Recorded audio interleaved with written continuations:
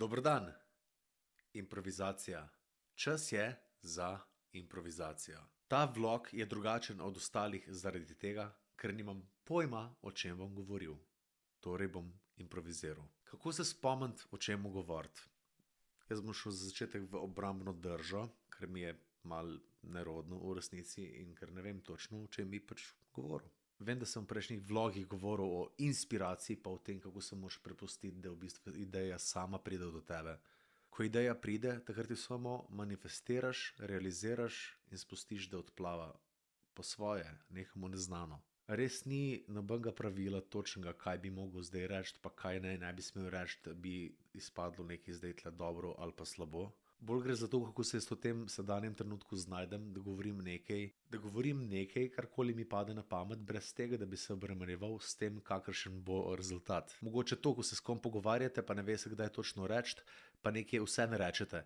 Isto je pri tej improvizaciji. Se pravi, zdaj v tem trenutku ne vem točno, kaj bi rekel, da bi zdaj predal te neke misli, ki sploh jih zdaj ni, razen tudi mogoče prazna glava, pa sem kar malo obremenjen s tem, kaj bi povedal, da bi bilo nekaj zanimivega, pa nekaj uporabnega, pa koristnega. Samo glih tle se mi zdi, da je zdaj fora, da se moraš znajti znotraj tega, da mogoče ne veš točno, kaj bi lahko povedal uporabnega, pa koristnega, ampak da samo se znajdeš retorično, pa vsem formiraš neke stavke, pa neke besede in jih predaš naprej v obliki govora, pa gest, jaz je v obliki gest uporabljen.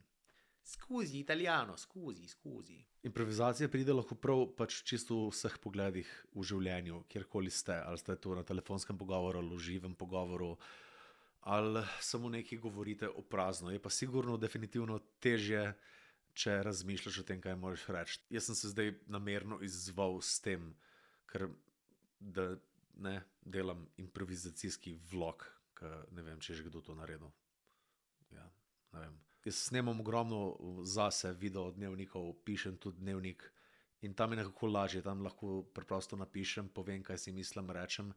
Tle pa še zmeri razmišljam, kaj smem reči, pa kaj ne smem reči, pa kje se moramo staviti, pa kje ne, čeprav glih tu je fora, glih tu me zdaj bremza, ne. Zdaj, če bi začel govoriti neko svojo življenjsko zgodbo, pa kaj se mi trenutno v življenju dogaja, pa kaj je kul, pa kaj ni kul, bi se zelo hitro lahko odprl v tej smeri, ampak jaz hočem totalno deviirati iz smeri razmišljanja, pa samo past v nek trans, v nek drugega. Včeraj po noči, ko nisem mogel spati, na 3 zjutraj, sem kar po glavi dobival neke pač ideje, take, ko prideš v tisto alfa ali stanje, kako se reče, no, ko greš spat.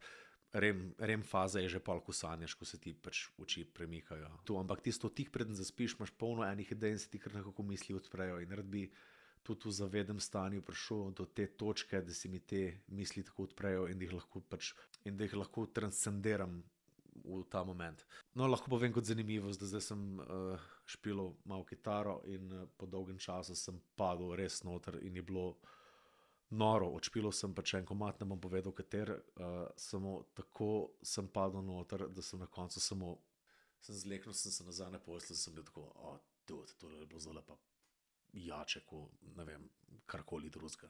Do tega nekako bi tudi zdaj želel priti. Ne vem, če bo glih uspelo, tudi ta vlog je tako najbolj čuden vlog, kar sem ga se spravil delati ali pa kadarkoli se ga bom spravil delati, ampak je res sam sebi v namen, pa meni v izziv.